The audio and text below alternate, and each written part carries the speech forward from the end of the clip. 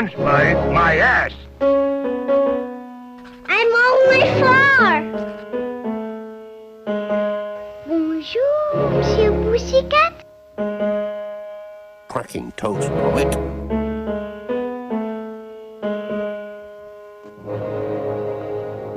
Start spreading the news. Hello, everyone, and welcome to the short podcast about short films. I'm your host, and we are discussing the Academy Award for Best Animated Short. Today's episode is about the 41st year of the award at the 45th Academy Awards, which celebrates the films of 1972. Today's guest is appearing for the 4th time, last being heard on the podcast talking about the Pink Fink and the nominees of 1964. Please welcome host of the Lone Oscar Nominees podcast, Gordon McNulty. Hello, Gordon. Hello. Hello. Good to be back again for the 4th time. Yes, it is. It's always an honor to have you on here. You Thank are you. one of my favorite guests to have. Thank you very much. And so we have a great episode ahead of us. But before we get into that, remind us, what is your familiarity with the Best Animated Short category?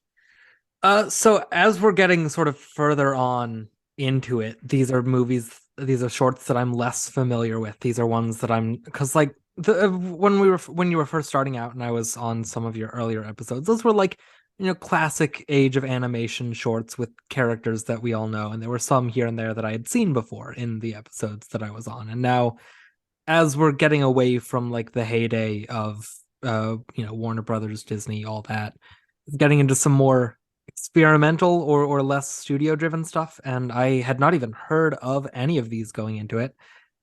So it's interesting to get into this sort of era where it's an award for an industry that isn't as studio driven, isn't as prolific as it once was. So yeah, you're at an interesting point for this award, I feel like. Exactly. Like I was talking about this a lot as we started last decade, when it really started becoming a lot more independent studios, how it's just like how this period of time from like the 60s up to the 80s and maybe even beyond that, because like the Pixar and the Wallace and Gromit stuff that starts in 80s, 90s.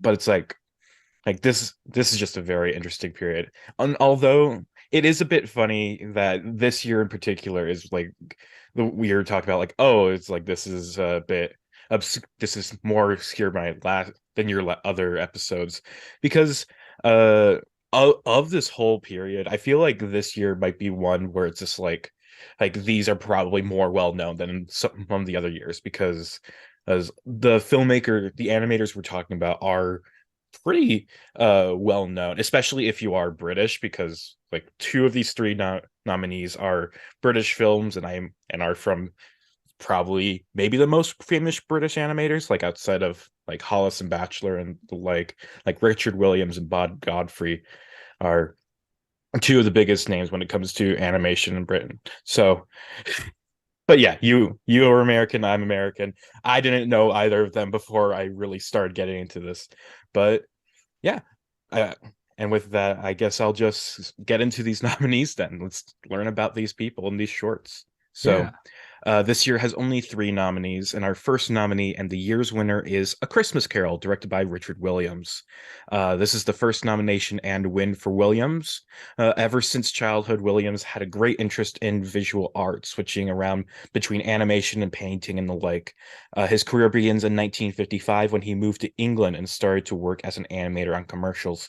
He became close with fellow animator Bob Godfrey, whom we'll discuss more later, and Godfrey helped Williams get the equipment he needed to make his first short film, The Little Island.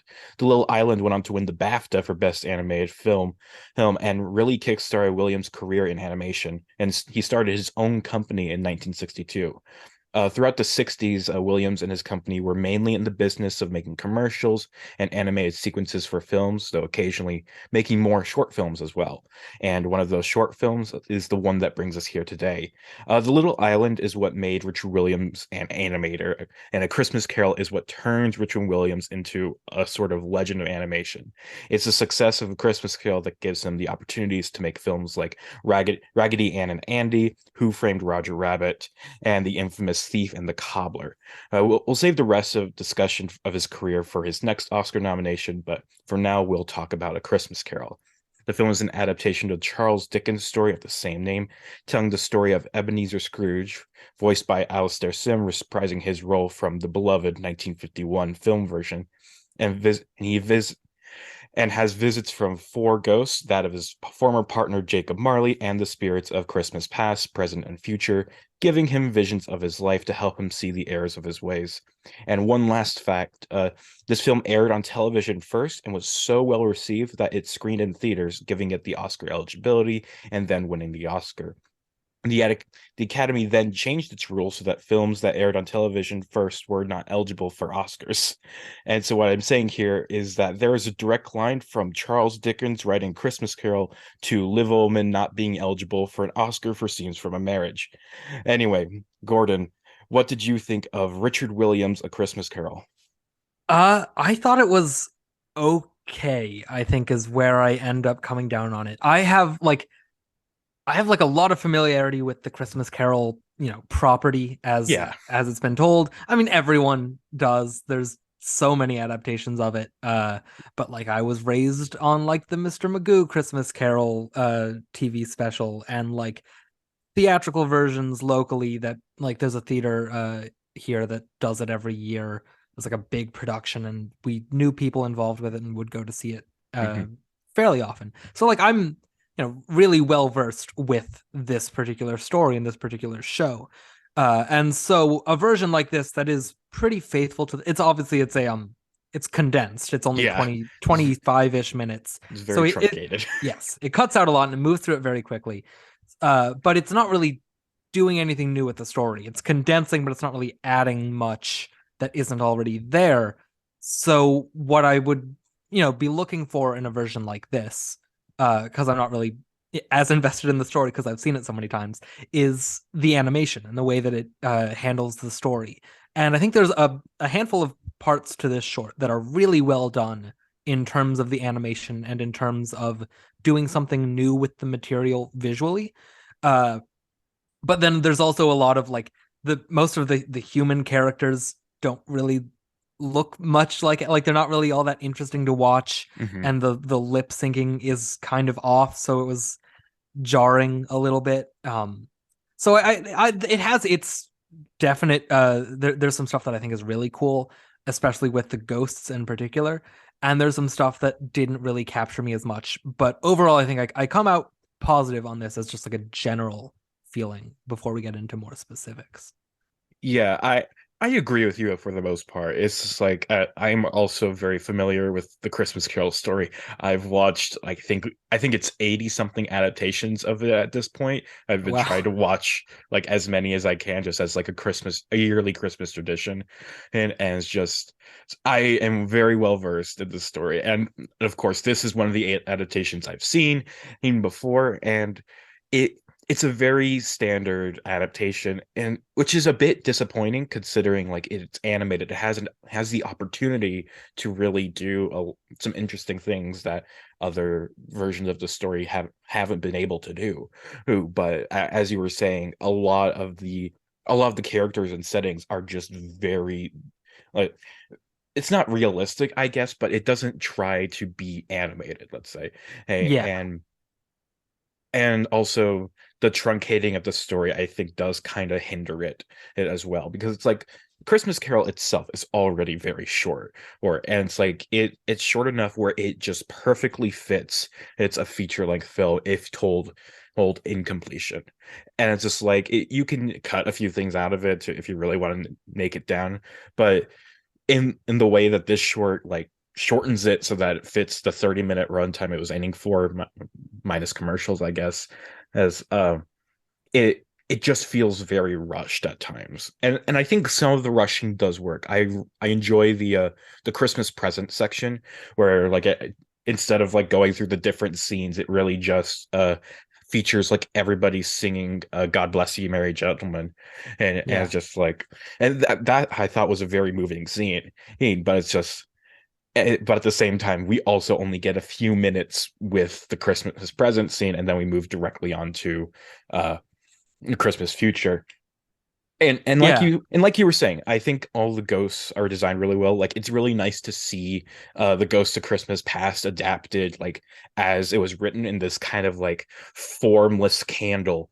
Oh, that's like completely androgynous. It's just, a candle. Oh, Yeah, and then the sort of ethereal style where you have like three faces sort of around a fixed point where they're sort of like overlapping, and you have like when the ghost starts to walk, you see like legs moving and other legs staying and then following in turn. It's kind of like it's like the ghost is almost lagging in space. I thought that was a really cool yeah. way to convey that visually. That was like, yeah. Yeah, just really, really great stuff. And I enjoyed also the Christmas future segment.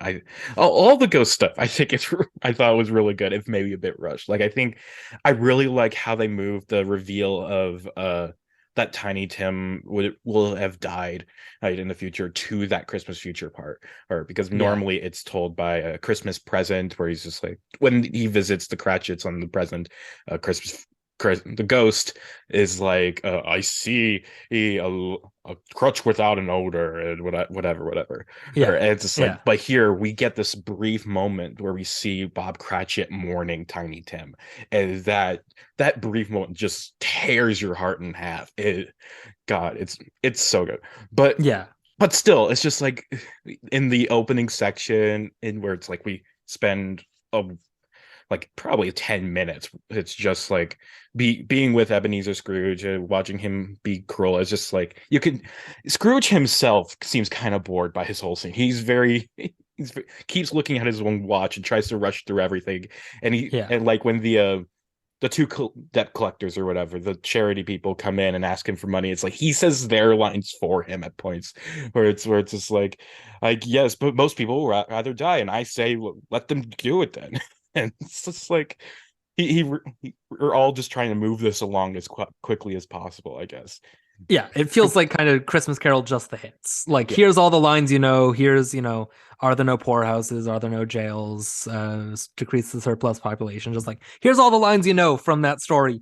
Mhm. Do them as fast as we can. And Um, my and yeah, it's like I do want to reiterate, I still think this is a really good adaptation, yeah, better than so many of the ones I've had to watch. Like this is definitely one of the better ones, but at the same time it's like I feel like it could have been better. I feel like it could have done a few more interesting things with the material, and it's just it really just wants to be a standard adaptation, and there's no fault in that.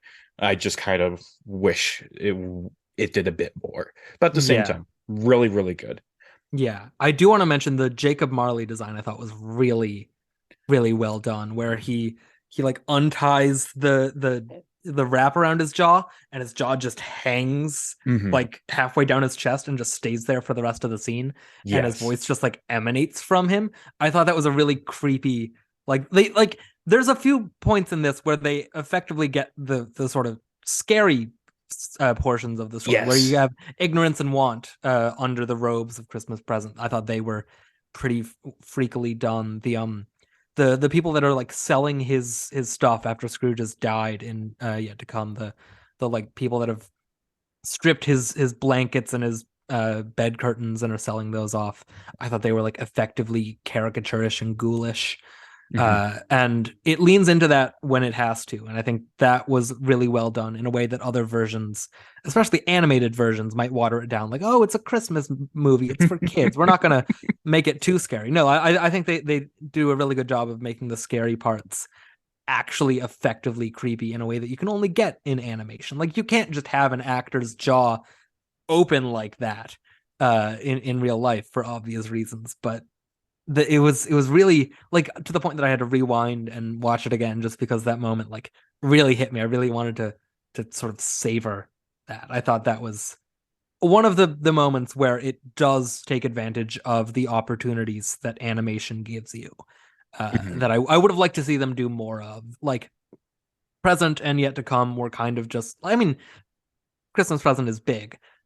Maybe I was just sort of comparing that to like, oh well, they did that with Muppets, so you can do that in a quote unquote live action. But yeah, Yeah, no, and there's also like forced perspective and stuff that you could use to make yes, make him seem big. yeah.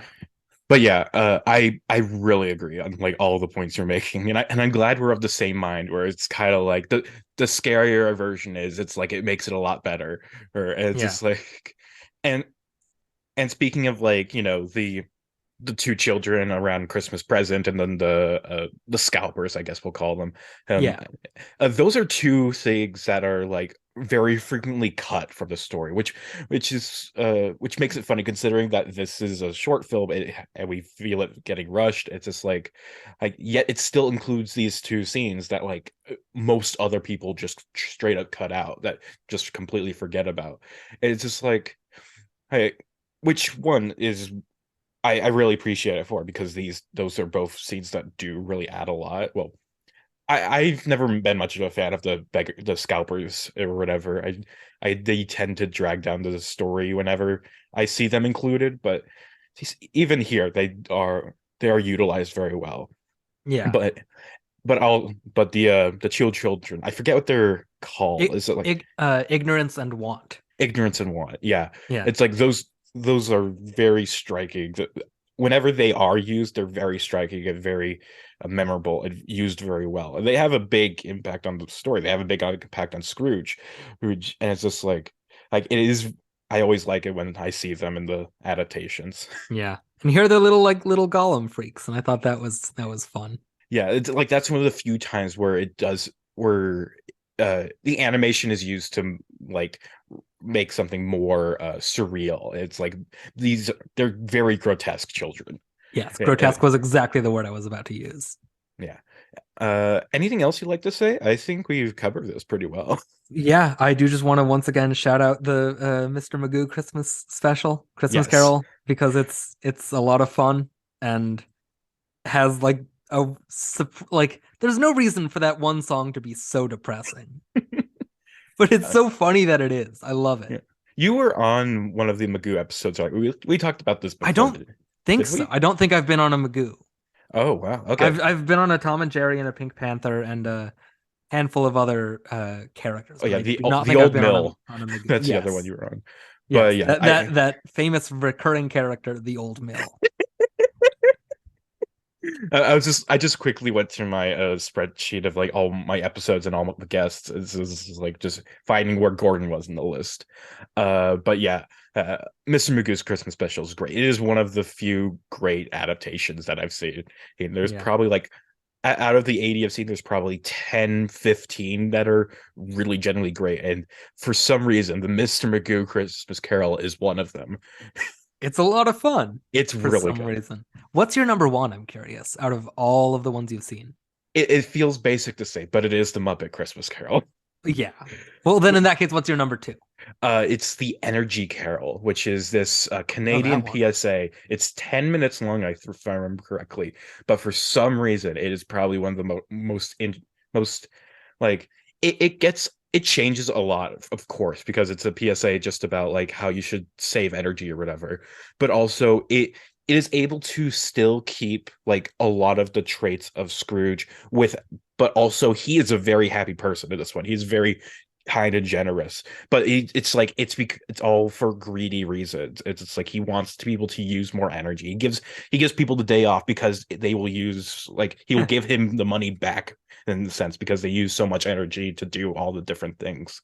And so it's just like they still make him very greedy even though like on the surface they change up the character so much. And I'll probably talk about it at some point. I think like after I get done with the best animated short, so I'm going to do just random episodes about like short films of all kinds, and it's just Nice. like probably around Christmas I'll do a Christmas Carol thing. Yeah. Which actually leads into my last thing I want to say about this one is that so this is my fourth episode, and I'm pretty sure it's my third Christmas themed short out of those four for some reason. Wow. Because last time I was on, we did was it just called Christmas Cracker or whatever? Yes, that Canadian Christmas one. Cracker. Yes. And then in the first episode was Little Match Girl, which is yes. kind of Christmas-ish, right? Yeah, yeah. It's it is winter. Christmas. It's set at Christmas. I Yeah, think it is okay. set on Christmas Day. I'm pretty sure. And a weird little coincidence out of every year. And happen then to get all the Christmas ones. And then I did make sure that you are coming back for the next Match Girl episode. Oh Uh, yeah, I forgot about that. Yeah, more little uh, match girl. yeah, more depressing match girls dying in the cold. Uh, Merry Christmas, all in all. I mean, this one also has dead kids, kind of. Yeah. A lot of dead kids at Christmas in these animated shorts. And although I feel like there are just in general a lot of Christmas episodes because I Yeah, keep, I feel like it keep ending up saying like, oh, this is another Christmas episode in the middle of March. And it's just yeah. like, so yeah, there's, I don't know why Christmas just makes people want to make short films. Who knows? Uh, but anyway, that is a good place to move on to our next nominee, which is Kama Sutra Rides Again, directed by Bob Godfrey. This is the first nomination and for Godfrey, and how nice it is that Godfrey and Williams got their first nominations together, as they have such a nice history. Now, Bob Godfrey is the kind of figure where his whole career is just successful film after successful film, many films that won awards or had major influence on those who came after him. But at the same time, I'm a bit ignorant as to what many of these films really are or what they mean in terms of his career specifically. Like I can list off a Big Parade and Do It Yourself Cartoon Kit and Henry 9 to 5, but I can't really contextualize them, you know. Oh, but in any case, Bob Godfrey eventually makes Kama Sutra Rides Again, which is not just notable for its Oscar success, but also Stanley Kubrick personally called up Bob Godfrey and asked for the film to accompany A Clockwork Orange in its UK theatrical release. Fun fact. Uh, but I digress. Kama Sutra Rides Again is about a couple, Stan and Ethel, who enjoy having a varied life, particularly in regards to their sex life. Stan tells us about many of the sex positions that he has invented, and comedy ensues. So, what a way to follow up A Christmas Carol, first of all. Yeah. uh, yeah, and this entire short is just the main couple are naked for almost the entire time, first of all. Oh, and it's just like it's probably the Oscar nominee in any category with the highest like percentage of nudity in terms of its runtime versus like how naked the characters are and for how long. Um, but yeah, it's just it literally like after a brief intro, it literally is just different seeds, different ideas for sex positions that Stan and Ethel have come up with, and it's just and I thought it was kind of funny. It's just like Yeah. I really liked it. It's not great or anything. It's not hilarious, but I got a good chuckle here and there. I think my favorite one was the typewriter, where it's literally Yeah. just oh she's on the typewriter and he's on the little like what's it called? The little stick that hits the paper or whatever. Yeah. There's got to be a word for that, but I'm not going to spend my time looking that up. But There's yeah. definitely a word, but yeah, it's just like in each line she slowly scoots closer to him. He just keeps hitting the thing until eventually he smacks down onto her. Yeah. Yeah, it's basically just a bunch of sight gags where you can imagine like a whoever the writers were, or if it was just the one writer, just like sitting down and like, what can I make a funny sex position out of? And it's like there's a guillotine one where she like they pull a switch and she falls down onto his lap. Uh, she's like jet skiing and she jumps into a boat. It's just Mhm. it's good. It doesn't really wear thin with its premise.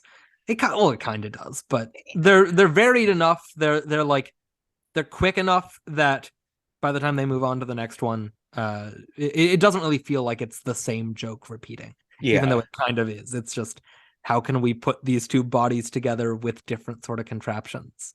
But Yeah. they're fun. It lasts about as long as it needs to. It's just like it has a good intro, it has a good ending thing, and in the middle it gets enough good jokes in there where you don't really feel it running on for too long. And I do really like the ending where he develops this extravagant acrobat act, and then eventually when he goes to catch his wife, she falls and breaks all her bones. And it's just like and of course, like they're in the hospital and he's upset, but then he starts pulling on the pulleys of her like cast thing, and he gets a new idea. You can tell he's getting a new idea for his sex position, and then she like beats him up, and that's how Yeah, it ends. it's a Eh, fun ending. Yeah, Yeah, but yeah, I also really love how just how it's designed, but especially in terms of Stan or Stanley. He I love how his eyes are like wall-eyed for most of it, which means like, pointing in opposite directions.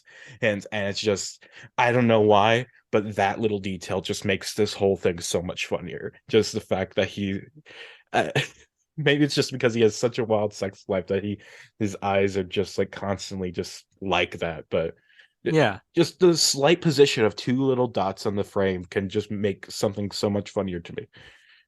Yeah, there's good character design for both of them. Like they're both sort of well-designed characters. The animation in this, I think, I mean, since it's just sort of visual gags for the most part. Like there's dialogue jokes, but it's mostly visual gags. I think the animation is really well utilized to tell the story that's being told.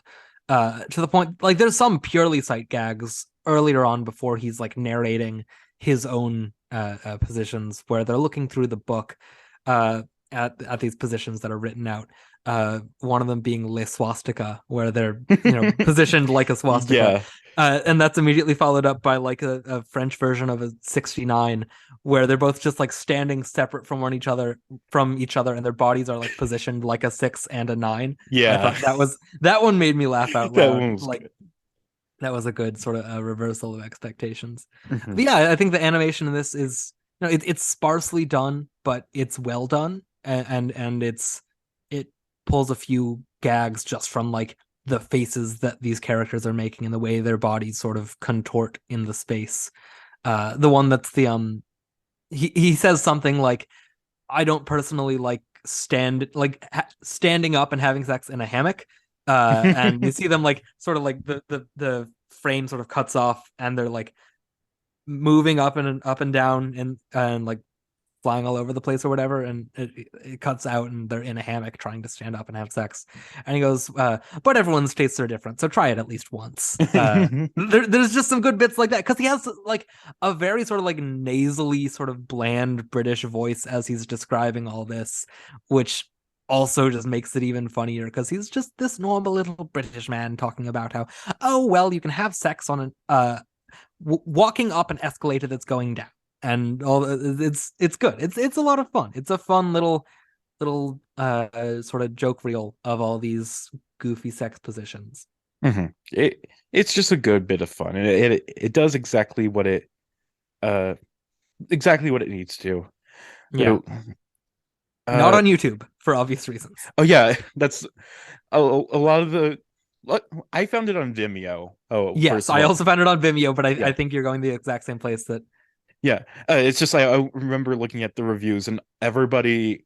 I think the Vimeo upload was recent, and most people watched it on X videos, because that is where it is. And on the Vimeo upload, it has a little bar that slowly scrolls across that says, "As this is an upload from X videos," and it's nice. So like oftentimes I think like when I'm watching like obscure Oscar nominees and stuff, they do end up on like weird kind of porn sites. Like Noodle Magazine is a big one. It has a lot of old movies for some reason, and it's just like, and but for a film, for an old film to be on a porn site and for it to actually make sense, is just like, that's always funny. Yeah. But yeah, anything else you'd like to say? I think we covered a lot of it. Yeah, like I said, like it's a pretty standard joke setup that repeats, so there's not a whole lot to talk about with this one in terms of like the development of it, because it's just, hey, he's like narrating to an audience about a bunch of sex positions that he has, and that's really it, and it does a good job with it. It doesn't really overstay its welcome, and yeah, I had fun with it. Exactly. And it has some nice building to it. Like I think the gags like also just kind of build up in their like craziness. And it's just like it just has a very good sense of like progression and scale and things like that. To make it the most entertaining as it can be. Leading into the circus one with we're performing this act without any safety nets or contraceptives. Yes. That was a good joke. That was a good one. I wanted to say it, but I forgot about it. Yeah. But yeah, just a solid short. And that brings us to our third and final nominee, which is Tup Tup, directed by Nedeljko Dragić. This is the first and only nomination for Dragić, but the third nomination for Zagreb Film, the formerly Yugoslav, now Croatian production company responsible for previous winner Ersatz, as well as previous nominee The Game. And while I can't find much about Dragić outside of the fact that he's a He's a widely celebrated animator in Croatia, and this is a running thing of the episode. All three of these animators are widely celebrated by some people in their home country, at least. This is actually the third episode in a row where we have a nominee who is still alive today. He Oh is wow. currently 86 years old and currently lives in Germany. And onto the film at hand, the title of Tup Tup refers to the noise that our main character keeps hearing as he's trying to sleep. It keeps him up, irritating him, and drives him mad enough to start destroying anything and everything that's around when he hears that noise. Gordon, what did you think of Tup Tup? I had a lot of fun with this one. It's sort of a recurring theme that I think I've come across in joining you on this show as many times as I have, is that I am a real sucker for a non-verbal animated short. Mhm. Or at least like when the characters in this do talk, it's all gibberish. It's just sort of like onomatopoeia sort of growling or whatever. Yeah. But a short like this, where it's just a bunch of like wacky stuff going on, it felt very like the humor, the sort of like the setup payoff to the gags on this felt very sort of Looney Tunes in the more wacky versions of like more of a Duck Amuck type thing, where it's really Yeah. playing with the form, playing with what you can do and how you can like do a setup and an expectation and a reversal of expectation with just a sight gag. And yeah, I had a lot of fun with this one. It was really sort of mile a minute bunch of just visual stuff really thrown at you, and that's a genre of animation and of animated short in particular that I'm always really taken by. So this was a fun sort of discovery for me. Hmm. Yeah, this is just a very it's very wacky, I think is the word to describe it. Because it's just it, the gradual excessiveness of violence is that this character is caused just by a slight noise is that is irritating to him, and it's fun. It's like it does for me it doesn't explain anything that's really going on outside Yeah. of it, but it's just like, and I think that might like hinder it in my mind for a bit. It just because a lot of it without kind of like a plot, I guess, to it, it's like I find myself a bit less interested, but still, it's just like of the sight gags of the gags we get, and it is very fun, for the short time we have with it. It, but yeah, Yeah. it's a bit nonsensical too. Like at times, although there are like readings you can get out of it.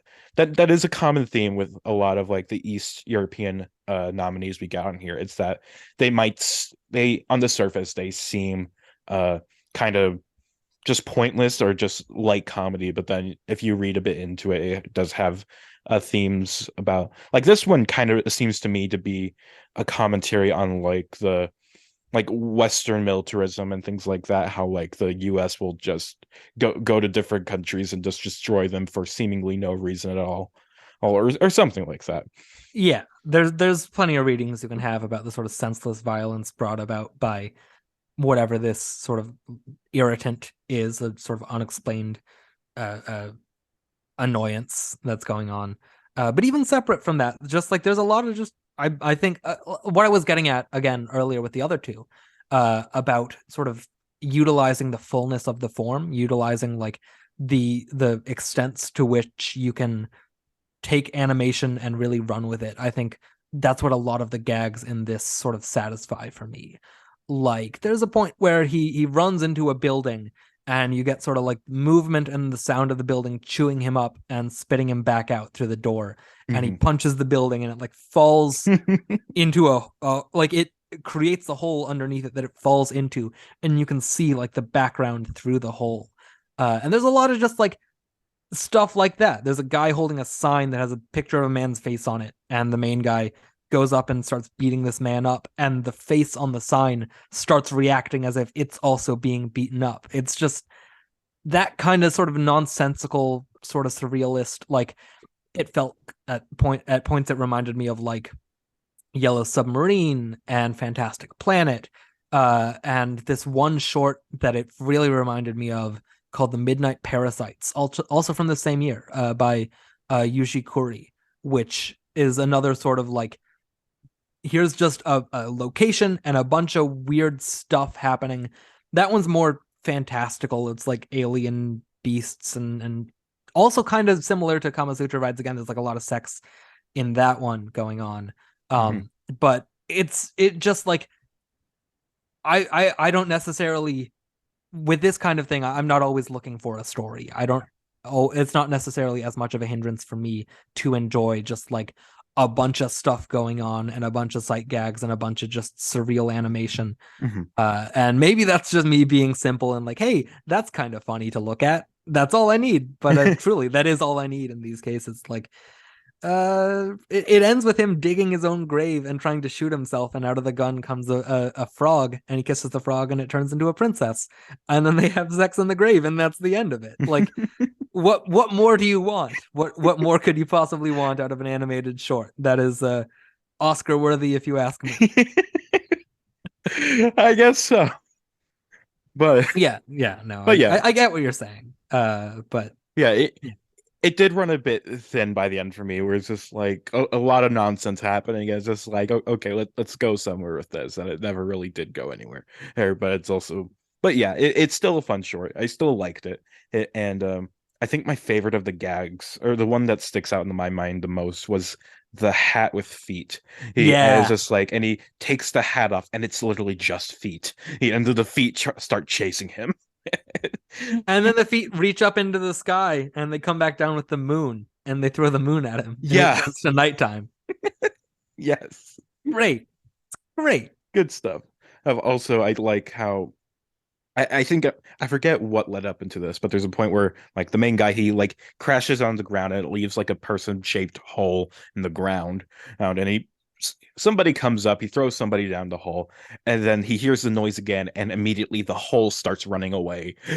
Yeah, the silhouette of the away. hole, and you can see the background behind the hole again. Like he opens a door. A man's just carrying a door, and he opens the door, and a naked woman runs out past, and then she shows up later and starts boxing him with her tits, and then they sort of fall off and become a whole sea that he's stuck in, and then a plane comes by and drops a bomb on him, and then more like there's a lot more that happens after that too. It's just this guy, just constant, and then as it keeps going, you'll keep hearing that top top sound, which was, again, don't know what it means, don't know quite what it's supposed to signify. I was kind of unsatisfied that there wasn't like a gag at the end that like it reveals itself to be some sort of something making that noise. But no, overall I had a lot of fun with this one.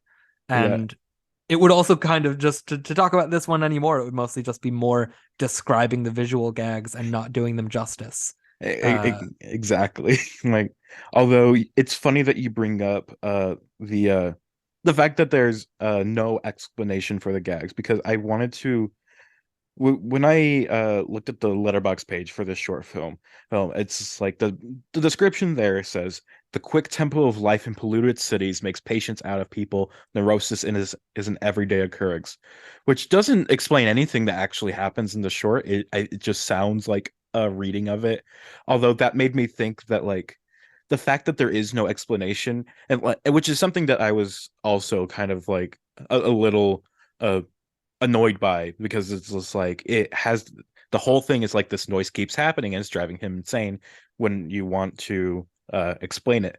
But that last line, like neurosis is an everyday occurrence, makes me think that maybe the implied, or the reading it wants you to have, is the fact that he is just dreaming up this noise. Like, it is not actually there. It's all in his head. And it's just like, and what's driving him insane is nothing that is actually something he can control or stop. Would make for an interesting double feature with Memoria in that case, where you have the phantom sort of, what's that called, exploding head syndrome or something? I don't know. Where you just hear that noise, which was a thing that that Apachapang Murasethakul actually experienced, and that was the inspiration for that movie, was the like whatever it is, where you hear this loud sort of explosion noise inside your head, and there's no like location for it. There's no genesis of it. It's just like an internal sort of phantom sound that you're hearing, which is a read on this that I was also kind of like, it's all just in his head. It's just a noise that he's hearing, and it's driving him fucking insane. It's great. Yeah. Uh, all right. Well, that's our three nominees. And now that we've talked about our three nominees, we will rank them all. Gordon, start us off with your number three. So my number three that I would go with is probably A Christmas Carol, which again, I don't think is a bad short. I just was not as invested in it because, I already know the story and the animation was what I was really hoping would wow me. And it did at some points, but a lot of the time it just sort of was there, it just sort of like hung in the space of like, okay, I guess I'm looking at this version of Scrooge, which is just like old man. And yeah, that it feels like I wouldn't put it above any of the other two. But not a bad winner either. Yeah. My number three is Tup Tup. I did enjoy this. I thought it was very fun, very wacky, but at the same time, it just ran a bit thin for me by the end, where it's just like it just keep it.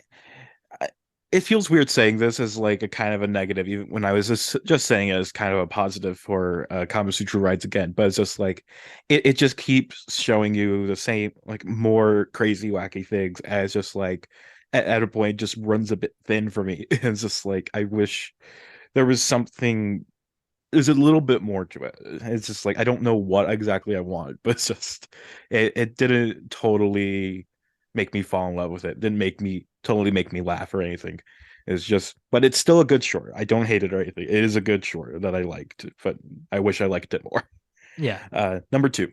My number two would be Kama Sutra Rides Again, which for all the reasons said earlier, like it's a lot of fun.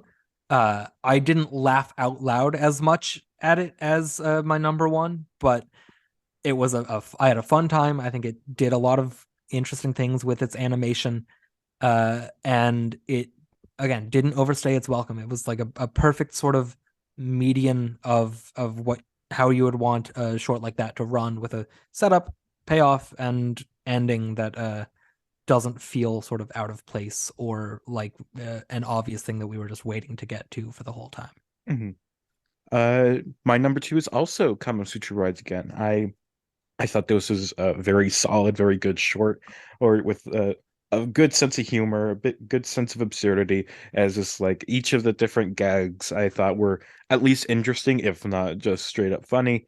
But at the same time, I don't love it as it's not a great short. I wouldn't say, but it's a good time. It's a good use of the 6 minutes it had, and I am glad I watched it. Is Yeah. it 6 minutes? It I think might it was be. like 9-ish, a Yeah, little over. it's a bit Yeah. longer. It feels short though. Yeah, it makes good use of its time and doesn't say overstay its welcome. It's not rushed at all either. It is just a perfect piece. It uses its time very well, is what I'm It does saying. exactly what it sets out to do. It is Exactly. what it is. Yeah. It is exactly what it is. And if you want it, you should watch it. Yeah. Number one. My number one is Tough Tough because I had a lot of fun with it. It like scratched an itch that I sort of go to animated shorts hoping for, especially of this era and of this sort of surreal quality. It was a lot of fun, made me laugh, it was a good time. I especially liked the animation in particular. I thought it did the most with the medium, and it utilized that the best in telling its story, while also just being a good time overall. I just had the most fun with that one, and it's the one that I'll probably think about the most after this. It's the one that I would probably want to revisit the first out of the three. Like the other two, I had a good time with them. Probably wouldn't just throw them on, but like this one, I can also see recommending to other people. Like, hey, look at this! Isn't it wild? Yeah. Uh, and my number one is A Christmas Carol, which first of all, I just want to say first, I think it's funny that our ranks are completely flipped upside down. Yeah, And two, this wasn't my winner in going into this before I rewatched all three of them. In fact, I think Christmas Carol was my last place out of the three. But it's just like wait, no, Kama Sutra Rides Again. My opinion changed on a lot of these, or I can all three of imagine. them, Yeah, because it's like Tup Tup I had pretty high, but I dropped it down a lot. Kama Sutra Rides Again, I had it like 2.5. I don't remember liking it at all, but thought it was very funny.